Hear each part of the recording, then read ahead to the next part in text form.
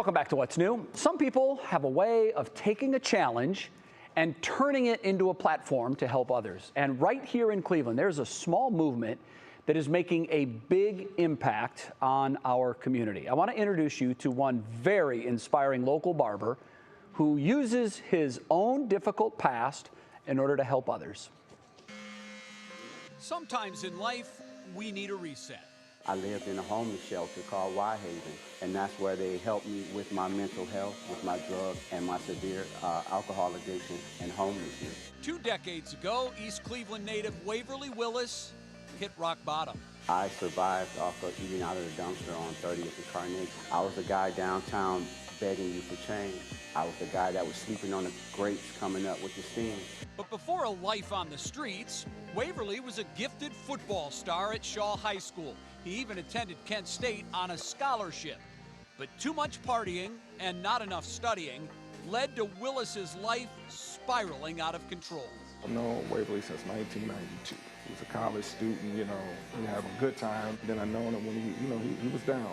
It's just a testimony to what, belief in yourself, seeking the guidance of a higher power, and just making up your mind that you're gonna do better. Eric Hills is Waverly's lifelong friend. He's been there for the good and bad, and now he watches in awe as Waverly uses his story as a cautionary tale for others in the community in need of help.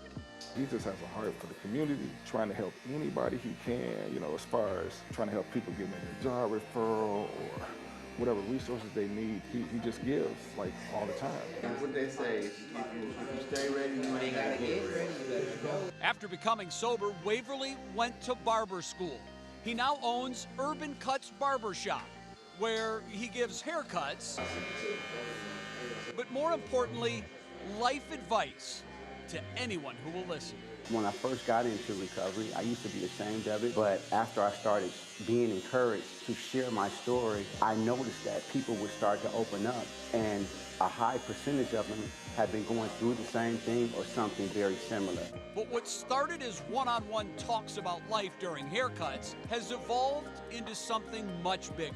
We never promise to have solutions for anybody's issues or problems. What we do promise is a non-judgmental ear.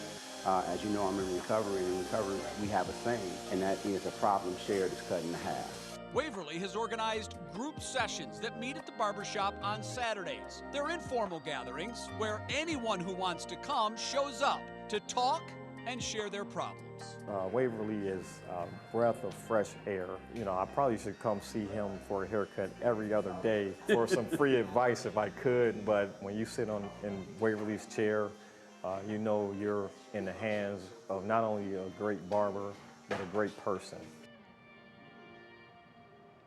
That's a really good piece. I couldn't be a bigger fan of Waverly. And here's the thing. Sometimes when people are spending so much of their own energy to help others, we've become jaded as a society, and we're wondering, what's the catch here? Yeah. What's in it for you? This guy is the most genuine, helpful person that you'd want to meet. He really lives his life so that he can try to help others avoid the pitfalls that cost him years of his life. My favorite thing that he said in there is, a problem shared is cut in half. It's really powerful. Think about the power of that. So if you have a problem, and I'm sure there are folks out there who are watching that do, don't hold it inside. Tell a loved one. Tell a stranger. Tell anyone that you think might help you, like Waverly. And now that problem is cut in half because you have someone else to help find a solution to that problem. I think it's so powerful. many lessons in that barbershop. Yes. It's pretty incredible. You did a great job telling it. Thank you. It was all Waverly. What an amazing guy. Yep. Waverly, we're behind you. Jay's a big fan. I am too. Yeah, he's great.